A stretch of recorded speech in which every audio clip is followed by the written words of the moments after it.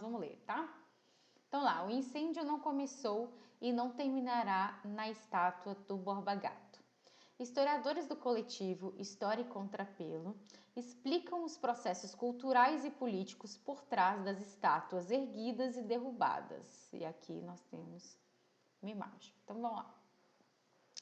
Esse texto faz parte do esforço de nós historiadores reunidos sob o coletivo História a Contrapelo em desinterditar o debate sobre história e memória no Brasil diante de frequentes equívocos insistentemente reproduzidos em debates sobre eventos recentes. Inclusive, não sei se vocês viram, se vocês não viram eu conto para vocês. Recentemente mesmo, domingo, né? A Mari Del Priore apareceu no Fantástico. Para quem não sabe, Mari Del Priore, inclusive tem livros dela aqui, é uma historiadora bastante renomada, de história do Brasil, bastante renomada, e ela falou umas besteiras sobre isso. Provavelmente esse texto vai discutir isso, né? Sobre esses equívocos, incluindo as besteiras que ela falou. Mas vamos lá. Na semana passada, muito se falou sobre a estátua do bandeirante Borba Gato, inaugurada em São Paulo em 1963. Primeiro, isso aqui já é muito importante, a data de inauguração da estátua. A estátua do Borba Gato é um bandeirante, então está localizado lá no período colonial, lá no século XVII, tá? Agora, a estátua é de 1963, então tem um objetivo da estátua estar ali, né? Essa estátua faz parte de um conjunto de homenagens que constituem uma narrativa específica e extremamente parcial sobre a identidade nacional, segundo a qual os bandeirantes paulistas são uma espécie de heróis desbravadores protagonistas da expansão territorial brasileira durante o período da colonização. Perfeito. Inclusive, para quem me acompanha aqui e vai fazer o Enem, isso já caiu no Enem, exatamente sobre isso, sobre esse discurso dos bandeirantes como heróis e tudo mais, tá? Então, beleza, vamos continuar. Qualquer coisa me interrompam no chat. A história não é monopólio de acadêmicos ou políticos. Ela é a contínua trajetória das experiências sociais e por isso sua representação é objeto de disputa dos mais diversos setores sociais. Como historiadores, buscamos desobstruir o debate sobre a imutabilidade das representações sobre a história. No senso comum, é habitual que a memória seja tomada como sinônimo de história. Não é. Memória é uma coisa, história é outra. História envolve uma produção, envolve uma pesquisa, envolve uma investigação. Enquanto a memória está aqui, ó. É a forma como você encara aquele evento, né? E é uma coisa subjetiva, diferentemente da história. História não... A gente, claro, né? Não tem como ser imparcial nessa vida. Desculpa se você acredita que acha que tem, né? Mas não tem. Mas é algo mais trabalhado, né? Não é só simplesmente, pensei nisso e é isso. Essa confusão explica porque, muitas vezes, o debate público ignora a diferença entre disputa pela memória e apagamento histórico. Tem diferenças. Estátuas e monumentos não são feitos por acaso, mas correspondem à escolha do que e de quem deveria ser recordado e homenageado. Beleza? Então, se existe a estátua do Borba Gato, eu não posso simplesmente apenas olhar a estátua do Borba Gato e acabou. Eu preciso olhar quem fez essa estátua, por que fez essa estátua, quando se fez essa estátua. Porque o Borba Gato é um personagem, né? Uma figura que existiu há séculos atrás. Por que em 1963 eu peguei essa figura e construí uma estátua dela? Por que naquele momento? Por que essa figura? Tudo isso é preciso ser discutido. E olha, isso é tão importante, mas tão importante não só para a história, para historiadores, mas para a gente mesmo identificar quais são as intenções por trás de tudo isso que está sendo construído. Porque a história, gente, por exemplo, quando o Boris Fausto foi escrever esse livro aqui, igual eu falei para vocês, Contestado tem um parágrafo. Ele escolheu que contestado tivesse um pai. Opa, peraí, que eu tô olhando para outra tela. Oi, Iago, bem-vindo! Olha quem chegou, o Togo também bem no meio da discussão. Mas como eu estava falando, quando o Boris Fausto, né, escreveu esse livro, ele escolheu certas coisas para colocar aqui. Não tem como ele colocar a história inteira do Brasil aqui. A mesma coisa quando eu vou escolher construir uma estátua, eu escolho uma figura específica. Por que eu estou escolhendo aquela figura? Qual que é a intenção de escolher aquela figura? Que delícia essa leitura, Tati. Como é bom ouvir o ponto de vista de uma professora de história. Pois é, professoritia aqui. Mas vou continuar a leitura e, gente, qualquer intervenção, por favor, comentem, tá? Porque isso é um assunto extremamente importante. Estátuas e monumentos não são feitos por acaso, mas correspondem à escolha do que e de quem deveria ser recordado e homenageado. Tais escolhas foram feitas por aqueles que, em cada momento específico, detinham poder suficiente para impor sua visão ao público. E eu acabei de perceber que eu não coloquei o link no chat, eu vou colocar se alguém quiser ou ler depois com mais calma, ou acompanhar mesmo através do texto e não aqui da live, tá? Peço perdão. Mas vamos lá, vamos continuar. Tais escolhas foram feitas por aqueles que em cada momento detinham poder suficiente para impor. Não é qualquer pessoa que escolhe construir uma estátua num lugar público. Vocês concordam comigo? Eu não vou simplesmente falar assim, eu quero uma estátua minha aqui na minha rua. Não vai acontecer. Então, isso tudo é preciso de uma análise muito profunda em cima disso. Pô, quem construiu? Por que construiu? Quem estava no poder? Que quem estava no poder deixou que isso acontecesse.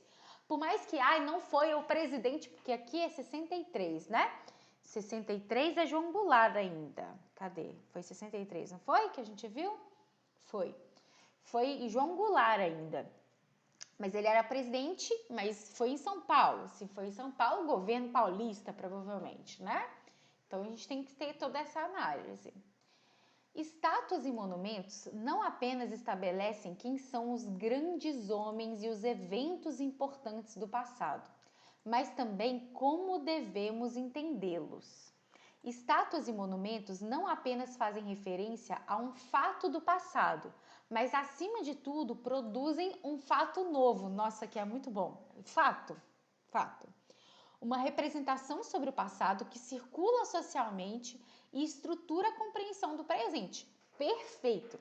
As pessoas acham que, por exemplo, eu como historiadora, né? Eu vou vou falar contestado, que é o que eu tô olhando aqui para fazer o próximo vídeo. Digamos que eu vou fazer um texto, vou escrever um texto, uma pesquisa sobre a Guerra do Contestado. Essa minha pesquisa não vai só simplesmente pegar esses fatos e produzir, e simplesmente reproduzi-los, né? E colocar no texto. Mas vai ter uma reflexão minha lá, querendo ou não. E essa reflexão minha, esse olhar meu de historiadora do hoje, do 2021, vai olhar contestado com um olhar que lá na época do contestado, ou sei lá, em 1960, né, que contestado, para quem não sabe, foi década de 10, né? Vai ser diferente. Então, quando a gente produz uma estátua, um texto, qualquer coisa que seja que a gente produza, não vai simplesmente imprimir, né, historicamente, tudo aquilo que aconteceu. Primeiro que isso é impossível, né? Então, gente, quando eu falo que o trabalho do historiador é um trabalho muito difícil, mas muito difícil, e quando as pessoas simplesmente acham que história é opinião, mas eu acho que... Não é uma opinião. A gente precisa pegar aquilo, tentar ao máximo enxergar aquilo, primeiro, evitando ao máximo, né? Colocar ali apenas a minha impressão, eu não posso colocar só a minha impressão, mas ao mesmo tempo eu tenho que ser crítica o suficiente. Por exemplo, eu pego um documento oficial. Pô, mas quem escreveu esse documento? Porque será que tudo aquilo que está escrito naquele documento é exatamente o que aconteceu? Claro que não. Então, a gente precisa de várias fontes, de vários lugares, para justamente reunir tudo aquilo e a partir daquilo ter um olhar sobre aquele evento. A gente nunca, nenhum historiador, ninguém vai conseguir imprimir exatamente o que aconteceu. A gente nunca vai saber. Você já pararam para pensar nisso? A gente nunca vai saber. O que a gente tem são fragmentos que também foram produzidos e construídos por visões e olhares que não necessariamente... Por exemplo, você assistindo essa live, você está olhando com um olhar. Eu fazendo essa live é um olhar totalmente diferente. Ou a outra pessoa assistindo, então o Adam, a Cris, cada um vai ter um olhar sobre essa live. Então ninguém vai conseguir falar assim, essa live foi desse jeito. E vai ser exatamente o que aconteceu. Dá para entender, mais ou menos? Então, assim, é um trabalho muito difícil, que precisa de critério, de rigor, e infelizmente na nossa atualidade isso não está acontecendo. Tanto que qualquer um chega e fala da opinião da estátua do Borba Gato se achando historiador, né? E não é bem assim. E até historiador está cometendo mancada. Eu tô falando demais, deixa eu ver o chat. Total. Não sei se seria radicalismo demais comparar desse modo, mas na minha simples visão, essa estátua do Borba Gato erguida no Brasil seria a mesma coisa de erguer de nazista na Alemanha? Então, eu não diria a mesma coisa. A mesma coisa, exatamente a mesma coisa. E aí eu vou explicar o porquê. Porque existem gerações, é claro, tem uma similaridade sim, Adam, tem sim, tá? Porque, de fato, o Borba Gato é uma figura, né, responsável pela destruição do maior quilombo que já existiu. Então, você tem essa questão da morte de inúmeros negros e negras. Mas por que eu vou falar que não é exatamente igual? Porque existem gerações muito próximas do que aconteceu, muito mais próximas do que aconteceu na Alemanha nazista, vivas, do que do Borba Gato, entende? Da continuidade aqui ao texto. Vamos ver o que é. Provavelmente eles vão falar algo nesse sentido. Tá. Uma representação sobre o passado que circula socialmente e estrutura a compreensão do presente. Isto é, inscrevem uma memória específica no presente. Estátuas e monumentos são representações do passado, não o passado em si cristalizado em um busto de mármore. É isso que eu falei aqui com vocês. Uma estátua, um monumento não é o passado em si. Eu olho para o Borba Gato e eu vejo aquele período, vejo o que aconteceu. Não. O ato de derrubar uma estátua, portanto, jamais poderia ser entendido como uma forma de apagar o passado. Perfeito. Não é porque você vai derrubar uma estátua que acabou. Assim, isso é perfeito. Você derrubar uma estátua, porque as pessoas falam, mas é patrimônio. Mas isso não acaba com a história e não acaba com o patrimônio, tá? Porque o ato de derrubar uma estátua, o ato de colocar fogo em uma estátua, o ato de, digamos assim, estragar, né, digamos, um patrimônio, digamos assim, também é uma forma de registro histórico. Da mesma forma, e aí eu vou fazer uma comparação muito simples também, tá? Mas da mesma forma que você, por exemplo, aquelas estátuas gregas que você encontra faltando pedaços, aquilo também é um registro de algo que aconteceu. Então, por exemplo, aconteceu uma guerra e parte do negócio foi destruído. É um registro, é o registro da guerra. Você tem aquele monumento e você tem a destruição daquele monumento como um registro também, como um fato também, como um documento para a gente também, entende? Então, o ato de colocar fogo, tipo assim, você pode colocar qualquer outra desculpa. Mas é feio, é isso aqui. Mas falar que apagou o passado, que apagou a história, isso não acontece não, tá? Isso é só mais uma forma de registro para a gente.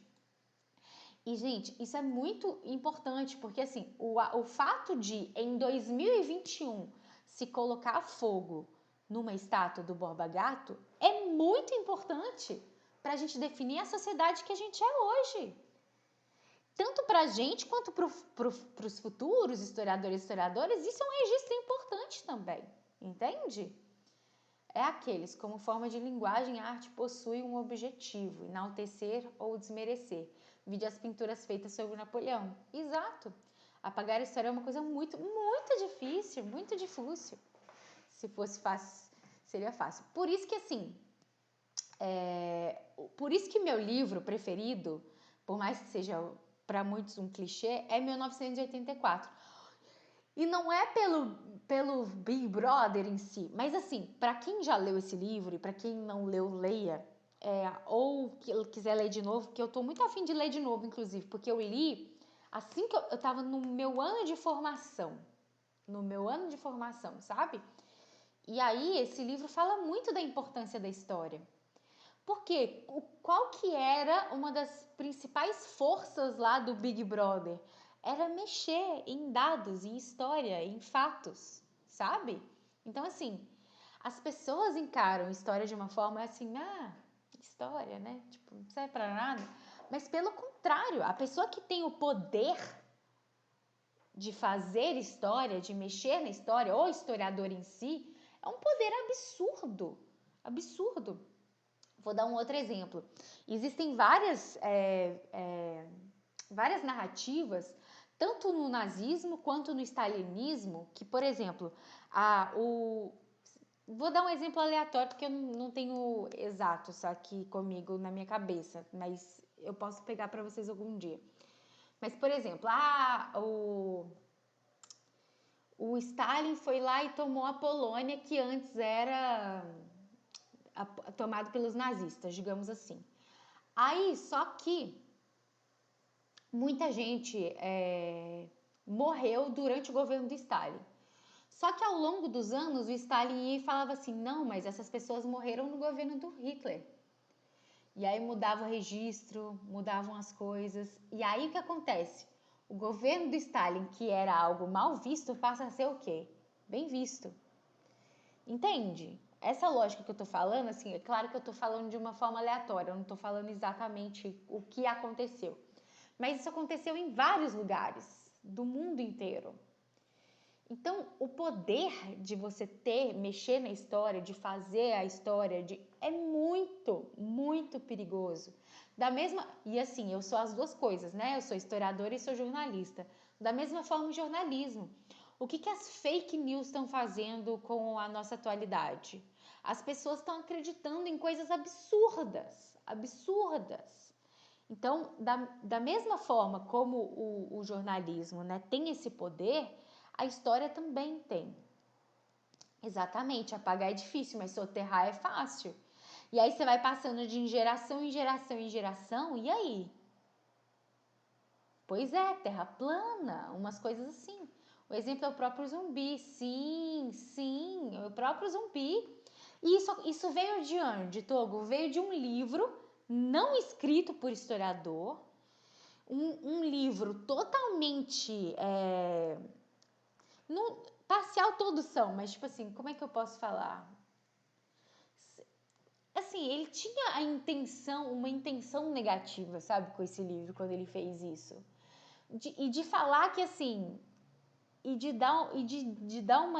de descredibilizar historiadores e historiadoras quando ele fez isso, sabe? Eu gosto nem de citar o nome dele, nem o livro. Virou best-seller, canal de TV a cabo produzindo série com isso. Isso me dói, assim, num nível. E assim, são essas coisas, sem contar aquele outro negócio que tem um canal no YouTube, que produz documentário, que é a mesma coisa. Que não tenha nada ali de historiador, mas que já está educando um monte de gente.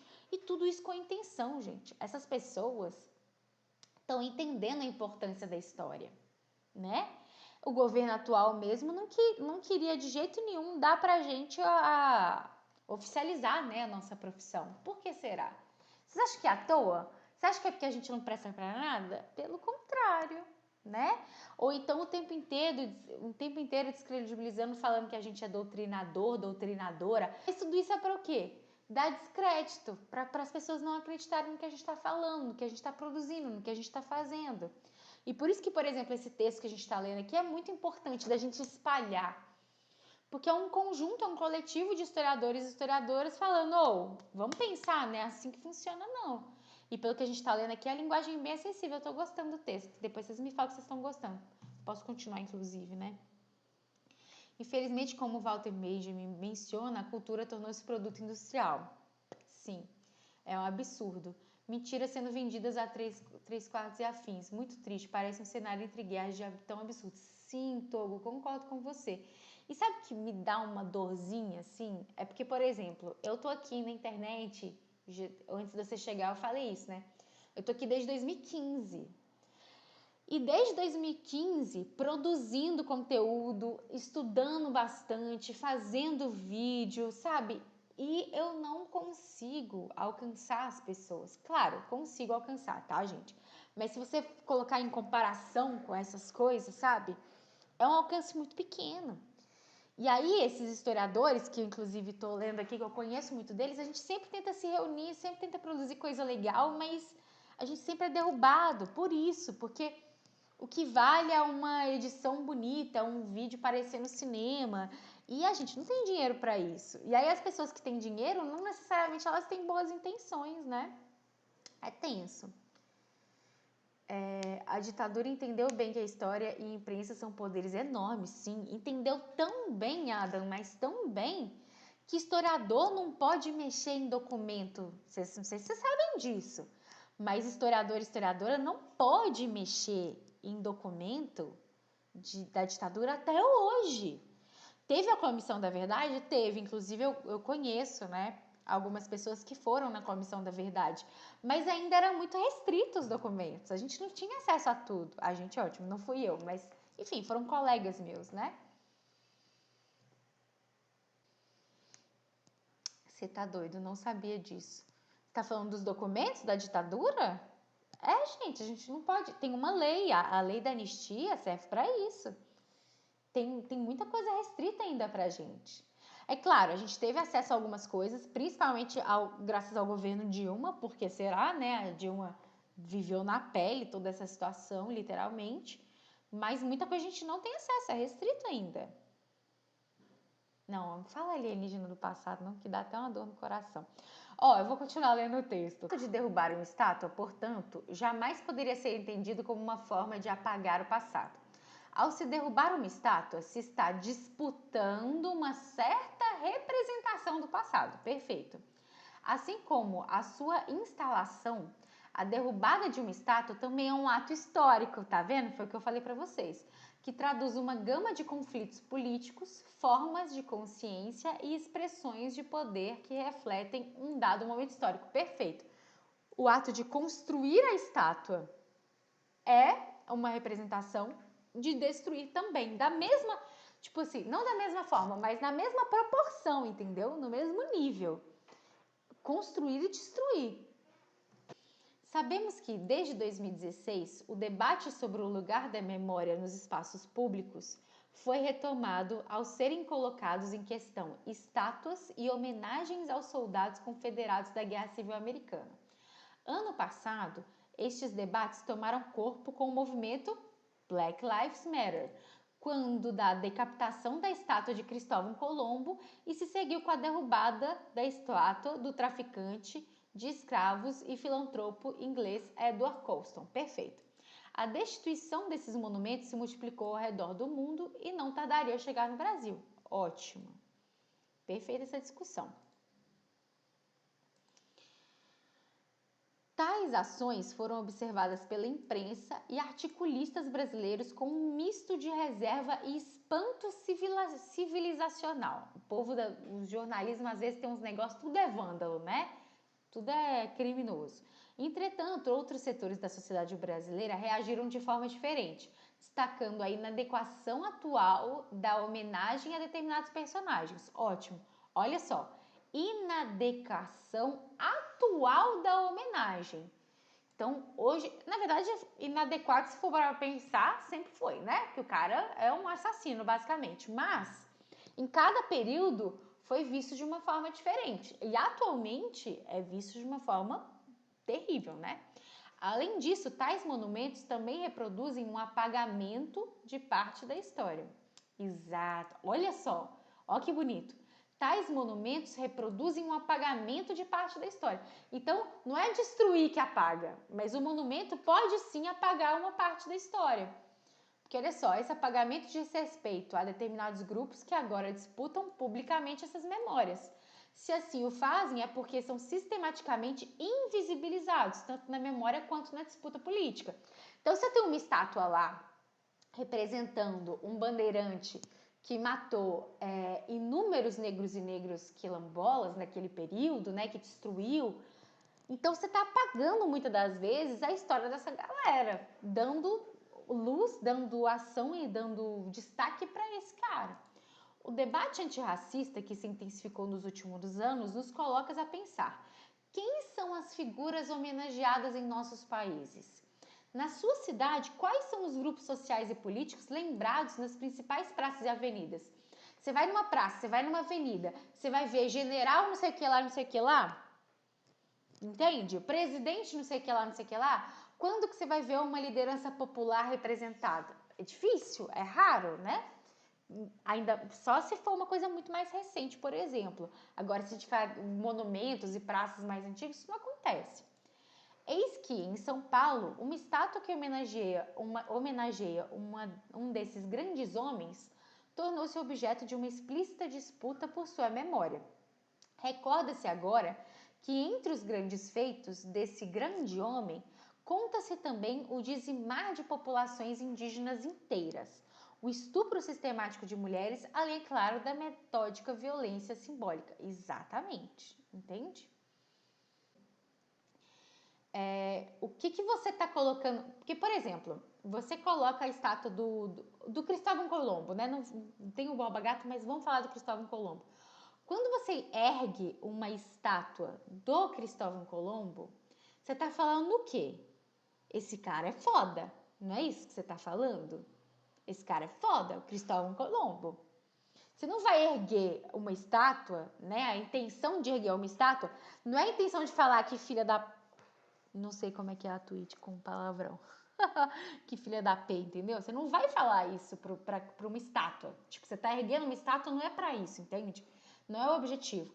Só que o Cristóvão Colombo representa a morte de inúmeras pessoas, de milhares de pessoas, entende?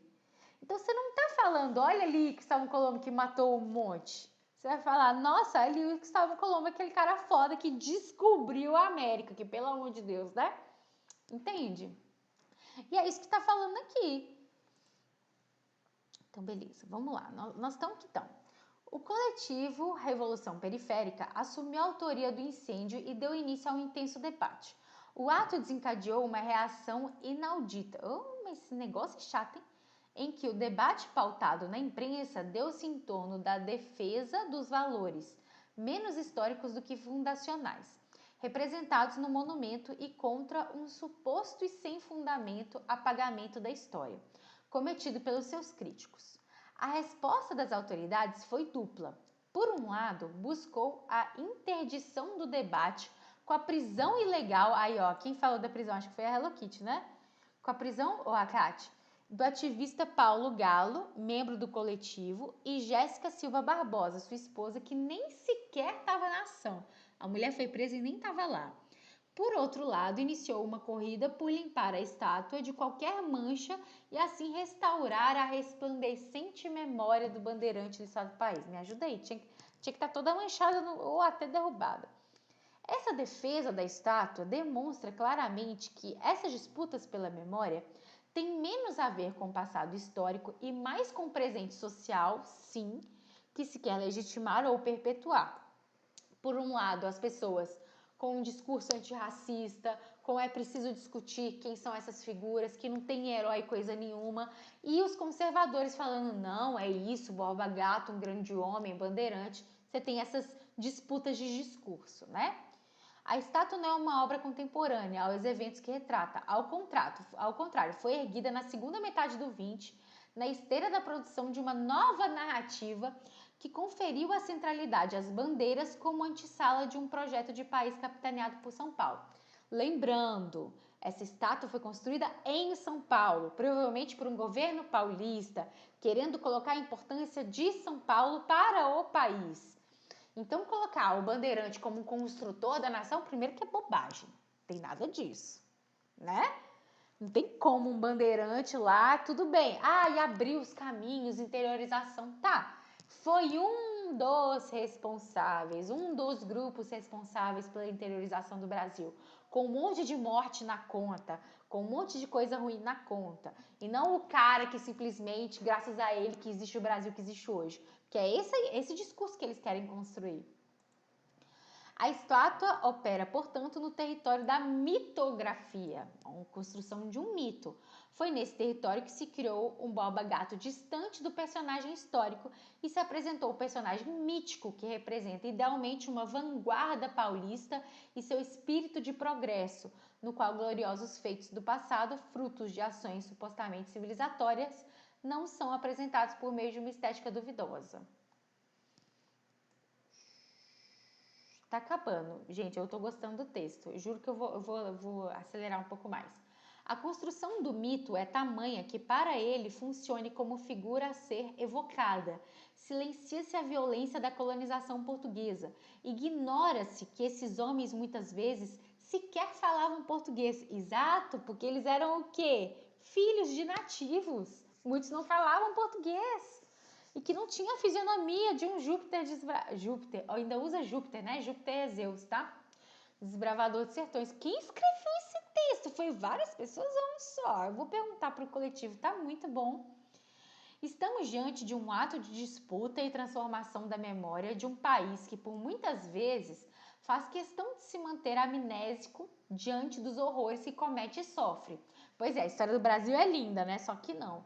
Não apenas quanto ao seu passado colonial, como o seu passado recente, pois é. Ditadura, né? O campo do simbólico é extrapolado quando encontramos em lados opostos dessa disputa o movimento ativista negro que incendeia a estátua e o empresário paulista que anuncia sua intenção de arcar com os custos dessa restauração. Jura? Essa parte eu não estava sabendo, não. Para Danilo, do coletivo, o fogo na estátua abriu um debate sobre a homenagem aos bandeirantes no país em que favelado nunca teve voz. Por sua vez, Paulo Galo afirmou que as pessoas agora podem decidir se elas querem uma estátua de 13 metros de altura que homenageie um genocida e abusador de mulheres. O fogo não danificou permanentemente a estrutura material da estátua, mas feriu profundamente a mitificação dos bandeirantes. Ótimo! O fogo destruiu a estátua? Não. Trouxe a discussão. Por que fogo? Por que raiva? Por que a gente está colocando essa estátua lá? Por que essa estátua está lá? Qual que é a intenção? Isso que é importante, né? Claro, destruir a estátua também pode ser.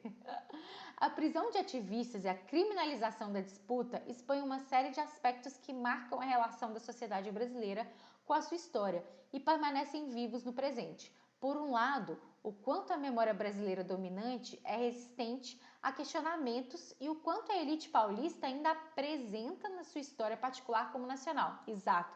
Gente, e eu falo isso porque eu conheço, viu, gente de São Paulo que fala, não, porque os bandeirantes, que não sei o que e tal, foram fodas, mais importantes. Tipo assim, querendo o tempo todo colocar a história do Brasil como se fosse como o Brasil fosse quintal de São Paulo, entende?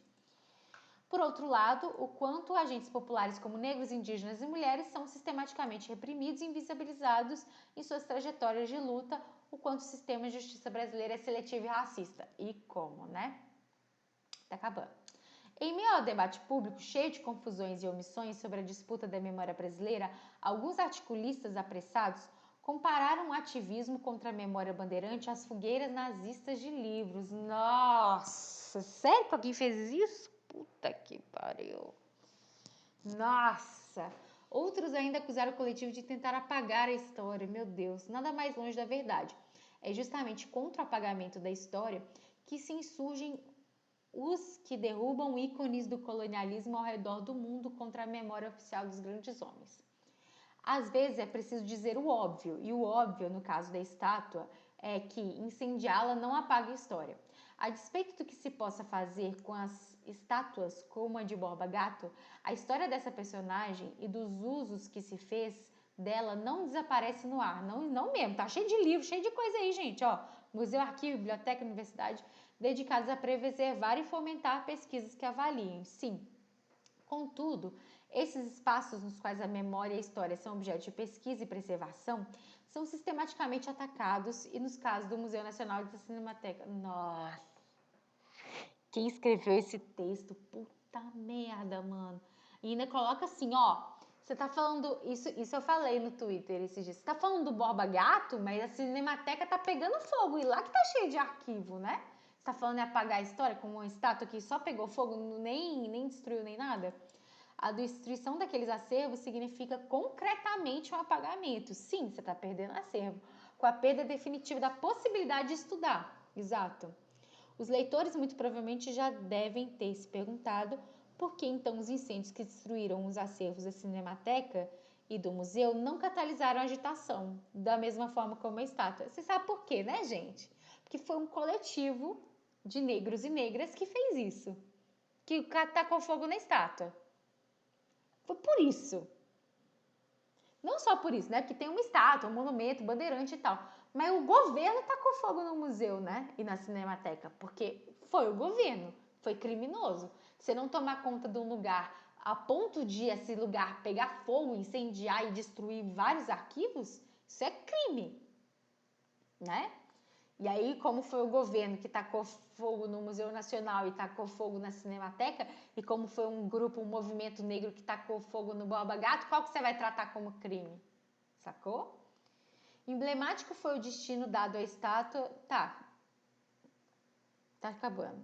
Comunidade britânica, fomentado pelo seu trabalho, comerciante de escravos. Tá, essa dicotomia foi colocada nos protestos questionaram a manutenção da homenagem. Após ser derrubada e jogada num canal que leva ao porto, a estátua foi abrigada no museu da cidade, colocada deitada para sua exposição, com as devidas explicações. Tá aí, quer continuar com a estátua? Taca no museu. A estátua, ainda coloca lá, estátua de um genocídio. Não precisa falar assim, mas explica lá a história. Os críticos que sugerem a preservação de Borba Gato no museu estão dispostos a ver mudanças de que a estátua sofrerá? Né? É isso. Estamos, assim, diante de uma disputa anterior àquela que foi instaurada como um ato contra a estátua, pela qual se definiram memórias a serem defendidas e outras simplesmente silenciadas, que sequer mereciam ser rememoradas e ou preservadas. Presentificando mais uma vez a disputa, os movimentos sociais recorreram à ação nas ruas, usando fogo para fazer história. A resposta dos que se sentiram feridos pelo ataque à memória de Borba Gato se desenrolou como uma farsa no decorrer das semanas, cada qual com o seu instrumento de preferência. O Estado recorreu à violência e ao emprego seletivo da lei. Os ideólogos, as palavras vazias, os argumentos superados. Ambos tentam apagar um incêndio que não começou e não terminará na estátua. Perfeito, eu nem sei se vocês estão comigo ainda. Vocês estão comigo ainda? Vocês estão vivos aí? Que eu me empolguei demais, vocês viram, né? Deixa eu colocar...